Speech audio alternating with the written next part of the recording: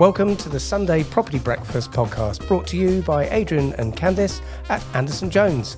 Every week we'll be discussing a different property market topic, and don't forget the regular Sunday Property Breakfast every Sunday at 10 a.m. on Facebook. Now that the tables have turned and we are Anderson Jones, welcome everybody. I thought I would ask Adrian a few fun questions so I can get to know my business partner well. Well, when I first joined Adrian a few years back, he did a Q&A on me. It was fun, nothing too personal, but I think you got to know me a little bit better, didn't you? And so did the audience. So did everybody else. Yes. Are you sweating? Can I see some sweat happening? You're a bit nervous about this one? I'm fine about this. You're okay? Yeah, You're sure? because I've got a very good... Right. At the end of the day, Jack, who films these, I can tell him to edit. You'll know when to... Okay. Okay. But no, unedited, and I've not seen the questions. No, you have not. Same as for you last time. So I've made sure that some of these questions I've kept your favourite thing in the world, which is music. Thank you. However, we're going to start off with something which can describe Adrian a bit better. Okay. Right? So, when last did you cry? It was very recently at a funeral. Yeah. And although the whole day was very emotional, as great funerals are, it was two pieces of music that triggered. Which were they? Van Morrison, Have I Told You Lately? Oh, gosh, that would get me going. Partly because the beautiful lady's husband said, "Don't forget, tell everybody." Oh no. And then Paolo beautiful, Someone Like You. Yeah. Finished me off. And a few others as well. Okay. Thank you for that. That was a really great opening question. At school, Oh, were you athletic, yes or no? yes, I was, yeah. And did you win any races? Yeah, I was never great at athletics. What were you good at? I was good at anything with hand-eye coordination, cricket, hockey, football, anything that involved a ball and a racket. Pure quickest runner, longest jumper. I remember getting bronze once in some scout long jump thing. Excellent, excellent. But apart from that, I used to take part in the school sports athletics thing, but very much, I was never that keen on athletics on its own. Got you. Did a bit of gymnastics, but it was all about Can you do the splits, Jones? No, I can't. And I've never been able to touch my toes. Really? Ever, even when I was super fit. Never been able to do it. Oh. Tight hamstrings or something. Tight back. And these doctors said, don't worry about it. Oh, okay. Favourite colour? Blue. Any shade of blue in particular? Or? Lighter blue for me to wear, darker blue for the Tottenham Hotspur shorts. Oh, I see. So now we know. Okay. Favourite food? Oh. Really difficult. If I had to pick one country, one style of food, probably Italian. But I would quite happily go around the world eating. Worst food you will never touch? Not cuisine, food. Probably anything. Like if I was going to anything pre-made. If I was going to end our working relationship. Oh, in that case, I know the answer. Forcing you as a business partner. It's beetroot and liver. So we know that one. Beetroot and liver. Yeah, not necessarily, even either of them, even if they were served with something else, if either of those appeared on my plate. So if we ever come and do a valuation for your property and you decide to bring out beetroot and or liver, we know that we just need to walk out. Right? It's bad enough that you're wearing a beetroot coloured top. I mean, that's almost purple. That's almost put me on the turn. No, it's purple. Beetroot's not purple per se. Those of you out there, please correct me. Okay. If you know the exact shade of a beetroot, can you please let us know? Send us an email. Right, so on to things that I know make you very happy besides spending wonderful time with me. What song always puts you in a good mood? Well, we used to have, with some old friends of mine, we used to have what we called our coma song, and it would be the song that would take you out of a coma. And mine was always Rock and Roll by Led Zeppelin. So I thought, if I can't wake up to that, then I'm obviously not much longer for this world. Right, I like that. If you could attend any concert in history, which one would you choose and why? I would love to have been at the John Mayer Where the Light Is concert. Why? Where he did 3 gigs of his own. He did himself acoustic with a couple of other people, but basically an acoustic gig. Then he did the John Mayer Trio, which was a blues gig. Nice. With Pino Palladino and Steve Jordan, and then he did the John Mayer pop stuff at the end of it. So he basically did a triple gig. It's the most amazing video. I wish I'd gone to that. Okay, good one. Next one for you. If you could choose to have dinner with any musician, whether dead or alive, who would it be? Is that a hard one? That's almost impossible. One. It would have to be somebody that you didn't know very much about.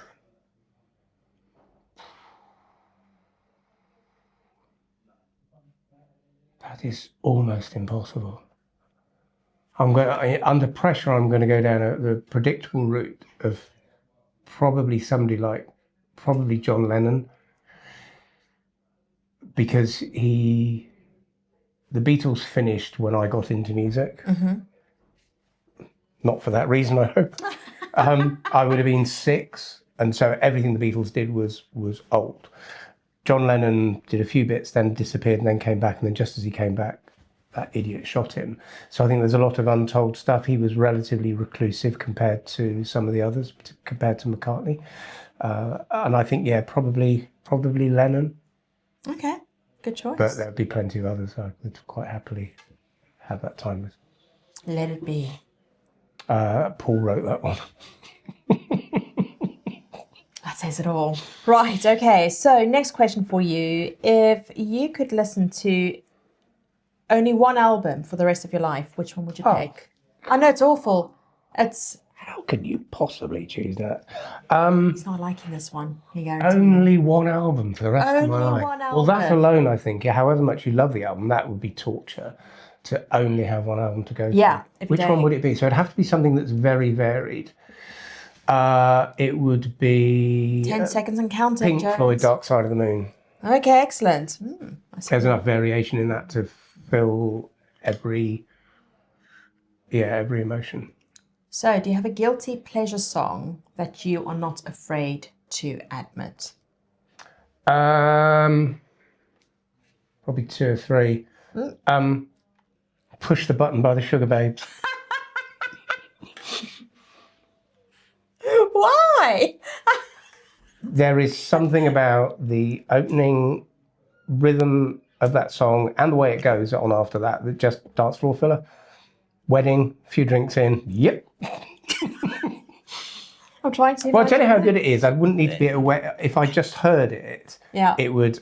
I don't listen to very much what I'd call dance. Inside, I don't listen to very much what I'd call dance music. Yeah. Whether it be disco or modern dance music at home, sort of, or on my own, or in the car. I listen to upbeat stuff. I don't listen to what I'd call dance music. Okay. That's one of the few songs that would, push my buttons. Yeah, push the button. Push the button. You see, see? Yeah, get it right. All right, I get it right.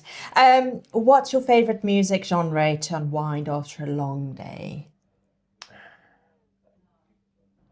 Probably jazz. Why? I sometimes don't need lyrics. Mm-hmm. And there is some great jazz music, obviously, with lyrics. But I think instrumental jazz that is quite mellow. So I'm thinking Miles Davis, John Coltrane, Pat Metheny, who's an amazing jazz guitarist. That would probably be my thing. I don't necessarily want lyrics thrown at me. I'd rather have an emotion about it. Okay. So that's the end of all the questions you absolutely love. Have you ever tripped in public and fallen flat on your face? Fallen flat on my face. I must have done. Yes, I do remember tripping somewhere in London. I wasn't drunk. We were in a group of people and I just went over the curb and did a really good forward roll. Excellent. But I remember my feet hitting the window of a shop and the person in the shop. The person in the shop came out thinking that I'd been banging on the window. I said, no, look at my elbow. I think I'd ripped, that's right. I shouldn't laugh about you getting sore. Yeah. I'm just, Okay. Yeah. Have you ever knocked out your front teeth? Or should I say, has anybody ever punched you? Well, I know why you've asked this question, because Yes, I have you do. recently lost a front tooth. Yes. And I confessed to you straight away that You were it was surfing, your foot slipped. No, it was a ladder It's lying, accident it's at my lying. mum's. But I have lost teeth playing hockey in the past, and I lost this one slipping on a ladder. I would love to have said I was doing something heroic, or slipped off I have slipped off a surfboard many times. I've never actually lost teeth. I've normally banged my head and just hurt myself. Okay. Yeah. I mean, falling down a stepladder could have been very serious. Oh, yeah, good. Good job I didn't go all the way down it. Yeah. Yeah, it's a good job. Else we wouldn't be sitting here today. Well, I might have been sitting here, but I wouldn't be able to walk away because my legs would be broken. Hello, I'm Adrian Jones. Yes. Yeah, in a plaster. Oh, bless you. Don't worry, it's all good. The most painful bit about that, by the way, is 8 trips to the dentist, of which I've had 6 now, waiting for the final 2. But yeah, that's by the by. Oh, bless. Oh, bless. All right. Your favourite town or village in Hampshire? Ooh, Hampshire or Surrey? Hampshire. We're starting with Hampshire. Hampshire. I do love Hartley Whitney. There's something special about that place that is just... I love those villages actually in that area. It's hard to pick one. They've all got a bit of a different feel to it. But Hartley Whitney, yeah, is where I came to live for a while. There's just something... It's a bit of one of those villages which is big enough to survive on its own. Yeah. There's a lot of beautiful villages which don't have very much going on anymore, and it's really difficult to keep them going. But Hartley's big enough to support shops and the leisure industry that goes with it. Oh, very good. Same question for Surrey. Which town or village is your favourite in Surrey? I really, really like Farnham. Why is that? Live there. I think it's just where I am is very peaceful and quiet, but I'm a very short hop into Farnham. It's just one of those lovely old market towns. It reminds me of a St Albans, a Chester, where there is that. You can just feel that sense of history around. I know there's modern shops and modern, some of the modern names that we all know in the shops, but there's just something about the history of the place. You can imagine all the villages south of Farnham used to go there for market day, all the Churts and Frenshams and that as well. So yeah, it's a good place. Lots going on, great music scene. Have you ever walked into a property and gone, what the hell have I just walked into? What is this? Yeah, probably the most surprising one was a house on the Blue Triangle that we both were involved in when we were working together. And it's a very sad case of, because it was in the Blue Triangle, perfectly wealthy, former professional man who was on his own and obviously had some health issues. I don't know the detail. It was a probate sale. And the house was remarkably unclean and untidy. But the very strange single thing about it was this huge lounge. You remember that massive lounge diner? Beautiful. There was almost a chessboard of papers. So they'd be about a foot high.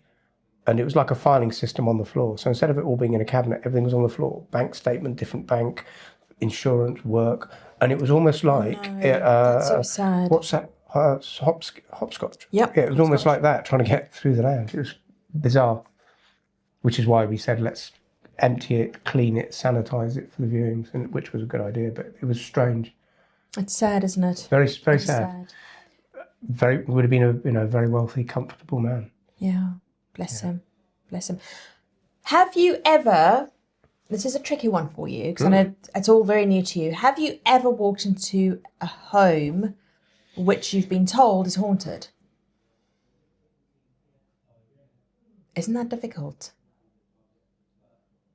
Have you ever walked into a home? I've been in a hotel room where rooms were supposed to have been haunted. Mine wasn't one of them, but one of the other people... Did you scare the ghosts away, Jones? Probably. They probably just saw me and thought, not going there, non-believer. I know it was a company thing, where you'd go away for 2 or 3 days when I was at Abbey National, I think it was. And the place we were staying was supposed to be haunted. Most of us got up the following morning and said nothing. And then one guy said, I had a bloke standing at the end of my bed and, could see him like it was clear as day. Yeah. Scary. Yeah. Right. I don't think I've been in a house. No. Anybody's told me. No. Yeah, I wouldn't. Have you? I wouldn't tell you. Yes. Yeah. It's not my question time though, is it? Yep. Is that your house? I'm very lucky. No comments. Well, are they on the tenancy agreement? My lips are sealed. Okay. They won't be very happy if I've got a question. divulge. I've got a question for the next Q&A with you. Yeah, there we go. So that is the end of our questions today. Jones, is there anything you would like to add? No, other than that it was very painless, apart from imagining my dentistry bill at the end of my accident and the embarrassment of kicking a window in London after tripping over a pavement, and now thinking at the end of it who else I would like to have interviewed musically when they're dead. Oh, I know. Here's one more question. Oh. Because I'm dying to know. You never mentioned Kate Bush at any stage. What? You never gave me the... No. Oh. If you could go on a date with any Kate musician. Bush. Kate Bush? Kate Bush, absolutely, yeah. Well, there we go. Yeah. Thank you very, very much for joining us. And I'm sure the next Q&A will be my turn again. And Adrian knows that he's going to ask me questions, which will be painless. Oh, absolutely, yes. Thank you very much. That was very painless. As always, it's a pleasure. Thank you. Thanks for listening to the Sunday Property Breakfast podcast. We hope you've enjoyed this week's episode. Please feel free to share it with anyone you know who you think might enjoy listening in. And if you have any questions that you'd like us to answer directly, then just email hello@andersonjones.co.uk. See you next week.